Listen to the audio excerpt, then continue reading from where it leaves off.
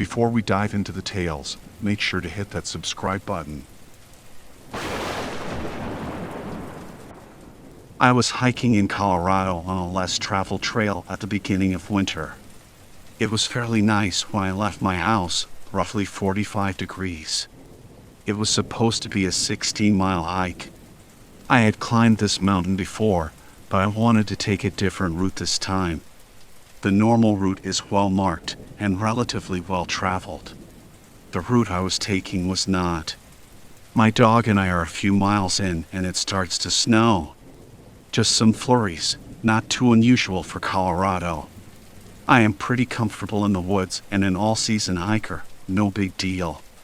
My dog is in front of me. She is pretty good at staying on a trail. We walk a few more miles and it starts dumping snow. The trail completely disappears. In fact, I was not on a trail at all. I realized in my overconfidence that I did not download a map or bring paper one. I also realized I did not tell anyone I was going hiking. I look around. I am in the middle of the woods, no map, snow dumping, no idea where I am, no cell service. I was hiking uphill the whole time, so I continue climbing whatever mountain I am on. I come up to a clearing and I realize I can see the peak of the mountain I am supposed to be on. I pull out my flint stick, which has a little compass on the back of it, take an azimuth. I did not want to use my phone in the off chance I needed to conserve battery. I dead reckon down the mountain, towards the peak of the mountain I wanted to be on. I hiked for 3 miles through the snow until I finally hit a trail. The trail looks like it is generally going in the direction I want to travel. So I stay on it. I end up hitting a marker I recognize. I continue my hike and summit my mountain. At the top I texted my friends, shared my location, and downloaded the map. Ended up being 22 miles, but still made it to dinner on time. Lesson learned, don't be an idiot. So, I was through hiking in Vermont and I wanted to push myself to get to the next shelter. The guide said it was 5 miles away, but in reality it seemed double that. Anyway, I found myself caught in the dark, trying to follow the white paint marks on the rocks. The wind was howling and I was starting to get scared. I missed the shelter since it had been so long. Eventually I made it to the shelter, only to find it was packed along with all the tent sites, so I had to go off the path to find a place to set up. I finally set up my tent in some area that had enough space. I fell asleep, absolutely terrified the wind would knock a tree or a large branch over. Here's the actually scary part. I woke up very early to what sounded like 2 people approaching my tent. I was off the path and away from the shelter. No one should have had a reason for being out there. They walked right up to my tent and stopped, not saying a single word. Then they split up, one going to each side. I had a little 3-inch blade which I pulled out. My food bag was outside and I knew I could not continue without, and I did not want to die in my tent from someone I could not see. So I figured, pop my head out and get this over with. I unzipped my tent and said good morning. It was not people, it was 2 massive moose. Luckily they looked young, and instead of turning me into paste, they both took off in opposite directions. I swear I could feel the ground thud as they ran. I was so terrified they might come back.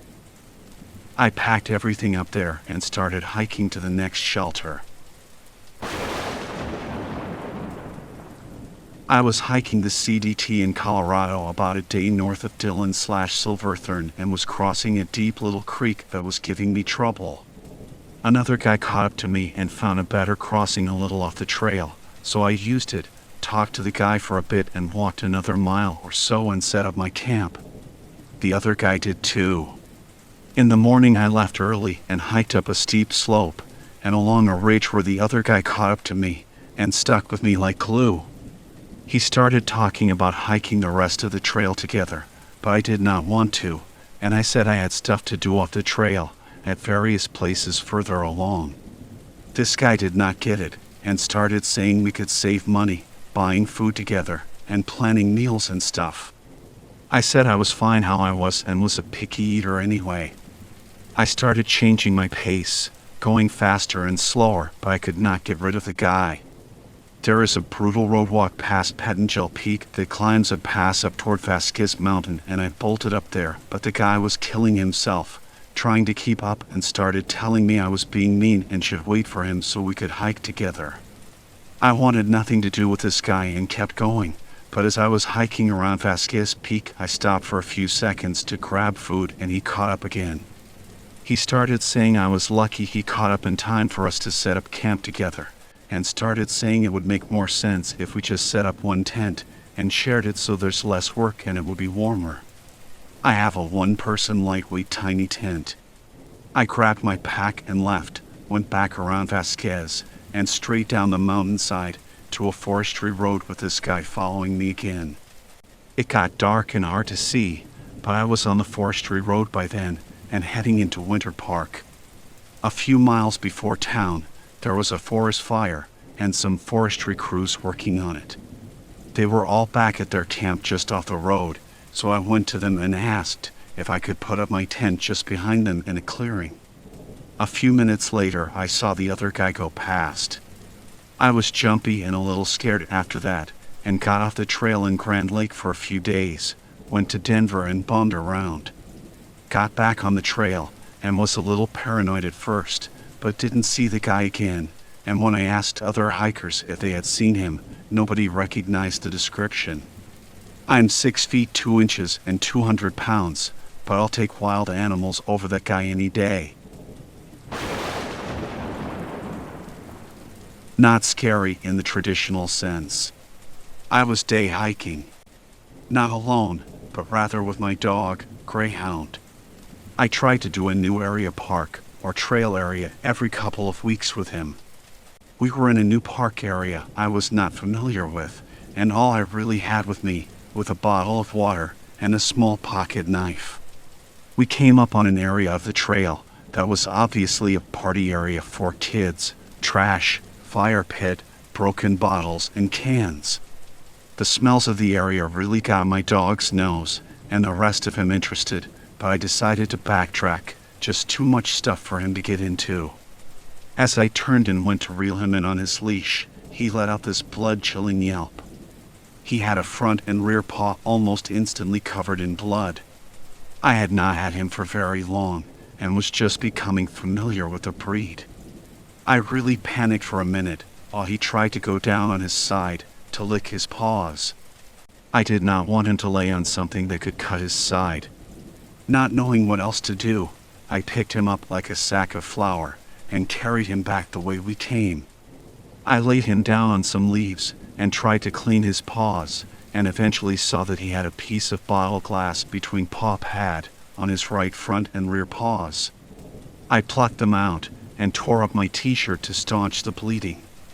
It was toast from carrying him, just a few dozen feet with him, struggling anyway. I was about a mile from the trailhead, which was parked with a playground, and just picked him and started moving. I had not seen a soul on the trail before or after. When I came to the trailhead, I must have been a sight. A few parents from the playground and kids came over to see why a shirtless kind of guy was carrying a 75-pound fawn out of the woods. One guy helped me get my dog in the back of my SUV, where I had some towels to lay him on.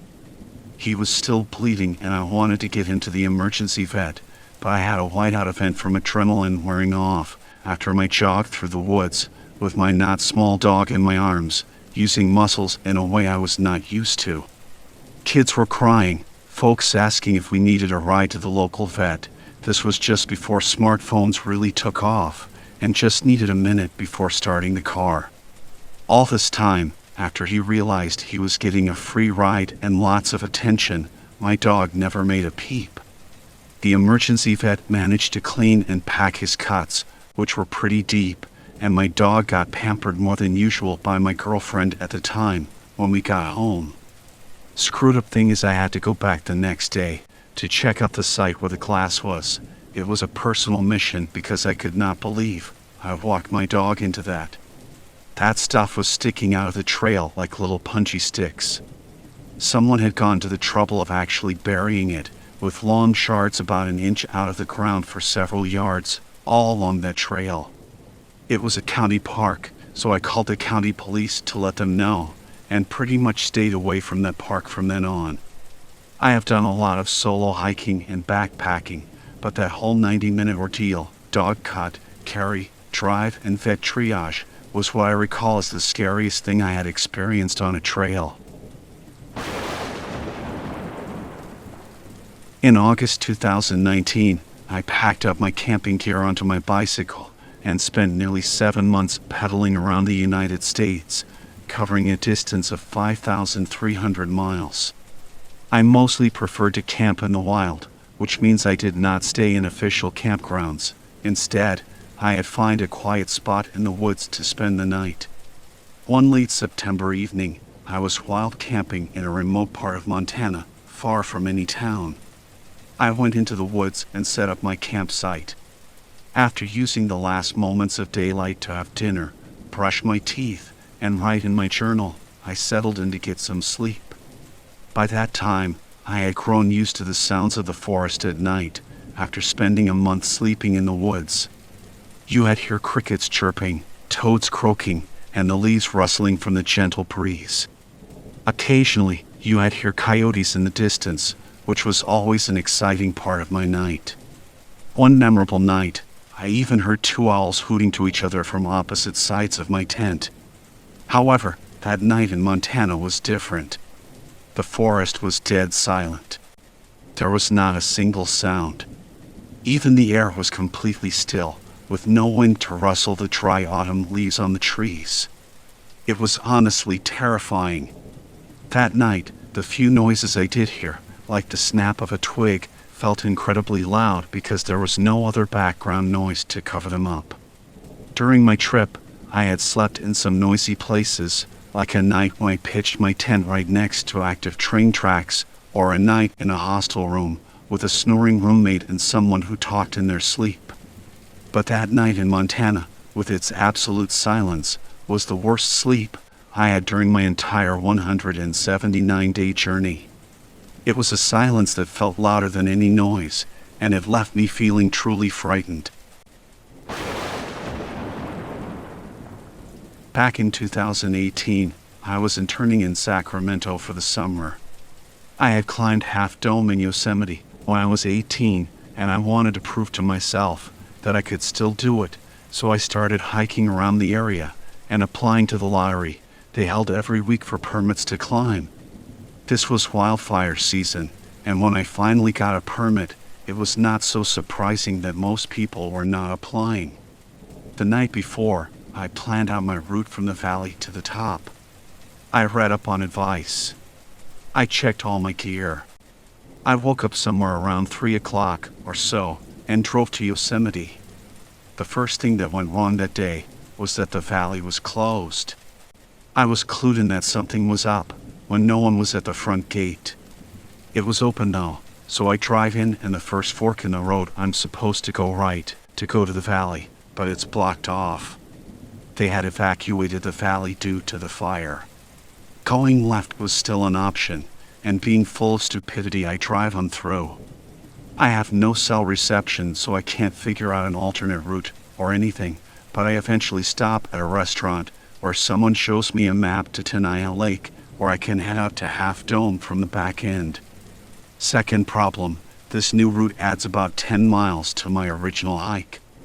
On the way to the lake I notice I have got a bit of reception, so I pull over and download the map squares for my new route and plot it out real quick. It's a bit smoky, but no sign of any fire anywhere nearby. I have a respirator which I've worn most of the hike. I left a note on my dashboard saying where I was going and when I expected to be back. I was the only car in the little parking lot at Tenaya Lake. I went on my way. Forgot to start tracking myself at first, but no worries, no way I can miss my car, since I'm totally getting back before it gets dark. There's 2 ways to get to Half Dome from Tenaya. You can go left for the easy route or right to climb Cloud's Rest before you climb Half Dome. I had already added 10 miles. I was not climbing any extra mountains. I passed 3 people sensible enough to be leaving Yosemite going in. No park rangers. I'm as alone as I have ever been. Most of the time, there's no one around for miles. So I make decent time to the base of Half Dome. The thing is, before you get to the cables and that last bit of the climb, you are still climbing a steep-ass mountain. There's a bunch of switchbacks, and I have already hiked a lot more than I planned to before getting to the mountain. I'm exhausted before I even get to the cables.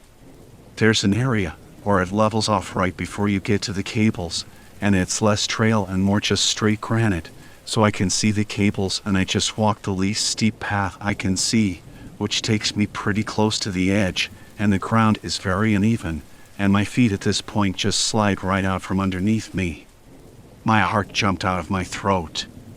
I stop myself from sliding right off the side of the dang mountain and realize I'm next to a cliff.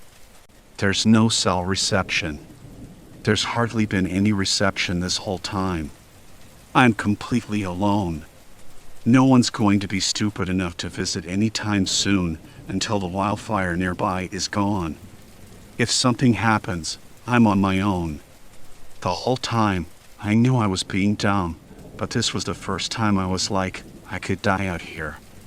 I had come all that way though, and I was not quitting. The cables were right there. I backtracked a bit and took a steeper but less treacherous route and got to the cables. I fashioned a harness for myself out of some webbing and kept myself latched on. If you have never seen it, the side of Half Dome you climb up is incredibly steep. There's steel poles going up the side, with a cable running between them, and wooden slats running across every so often. Each time I got to a pole I unlatch and relatch my carabiner. It's a good excuse to stop for a breather. Eventually, I get to the top, and I have the mountain to myself. The view's smoky, of course, but it's my view. No one else gets to see the valley like I saw it just then. Hey, I needed to justify every stupid thing I had done that day. But also, I was not done making bad decisions. Start climbing down. Climbing down is way worse, because you are constantly stopping yourself, and it's a huge impact on your knees.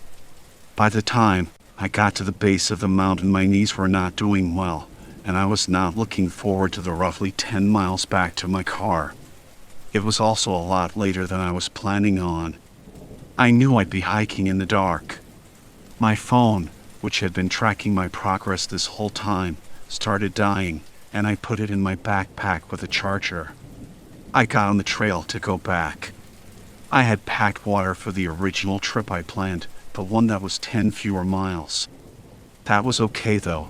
There was plenty of streams I had passed on the way in, and I had a water filter. I get to the first stream on my way back and pump a bit of water.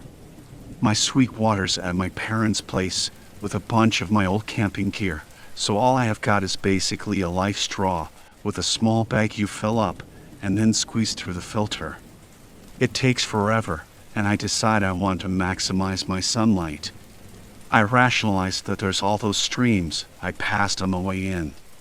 I filter maybe a liter of water, if that, and get back on the trail. Biggest mistake coming up right here. I start to realize I'm doing a lot more uphill than I did downhill going in. I look behind me, and I seem to be a lot higher up in relation to Half Dome than I think I should be. I take out my phone from my backpack, which I had stopped checking. I'm on that alternate trail, the one that goes to Cloud's Rest. I'm a couple of miles off my route. The spot where I pumped water was in fact the fork in the road I missed.